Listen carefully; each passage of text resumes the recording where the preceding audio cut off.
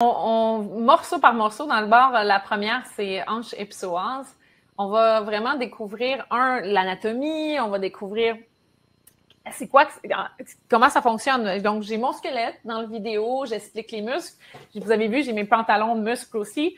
Donc, j'explique tout ça pour vous permettre de vraiment visualiser puis le voir en même temps que vous allez le vivre. Donc, comme on a fait aujourd'hui, je vous fais essayer des mouvements.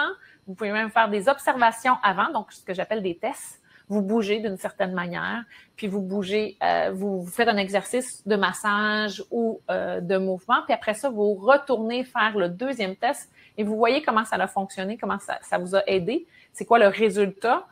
S'il y en a qui sont vraiment étonnants, ben comme Jeff a dit, moi j'ai eu vraiment plus de mobilité de mon cou, ben juste le fait de travailler en stabilité au niveau sacro-iliaque, ça peut t'aider à éviter que ton cou revienne dans des problématiques comme ça.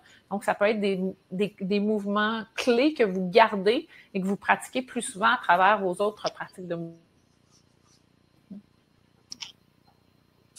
D'accord, donc là je vois donc atelier 1, ces 2 ateliers finalement sont de 2 heures, donc c'est pas long finalement à apprendre.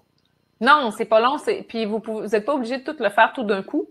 Vous pouvez les faire par morceaux, donc vous pouvez écouter une dizaine de minutes, puis après ça, vous pouvez faire l'exercice, puis arrêter si vous voulez, puis revenir plus tard, ou vous pouvez l'écouter au complet, le vivre pleinement, vraiment voir comment 2 heures de votre vie en mouvement de cette manière-là peut complètement changer votre corps.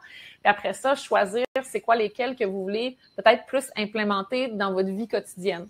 Donc, moi, j'ai vraiment des élèves qui choisissent de dire « Ah, ben là, moi, le massage du ventre, ça m'a énormément libéré au niveau de mon dos. J'avais trop de tension. Ben, c'est ce que je vais faire présentement. » Donc, les gens choisissent, comme j'ai dit, des moments précis. Ils mettent des alarmes ou ils le mettent dans leur vie quotidienne. Moi, j'ai des élèves qui, c'est toujours le matin en se levant, c'est la première chose qu'ils font. Ils se massent.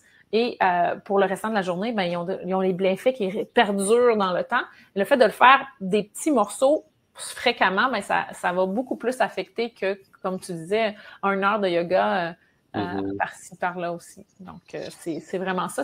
Dans le fond, moi, j'appelle ça des vitamines. Mais, tu sais, qu'est-ce qu'on fait dans la nutrition? Oh, on manque de vitamine C, ben on va prendre une vitamine C. Ben, c'est un peu ça. Tous ces mouvements-là, ce sont des vitamines de mouvement que vous pouvez prendre à la guise en voyant c'est quoi que vous avez le plus besoin. Puis, parfois, vous allez faire une période avec cette vitamine-là parce qu'elle fonctionne super bien. Puis là, je pense que mon corps a bien géré ça. Je vois un changement. Je vais choisir une autre vitamine. Vous allez plus loin. Fait qu'il y a d'autres exercices qui demandent des fois un peu plus de coordination, un peu plus de force. Puis il y a d'autres exercices qui peuvent être super faciles pour intégrer. Puis l'atelier est en fonction de ça, là, donc c'est progressif au fur et à mesure que vous le vivez.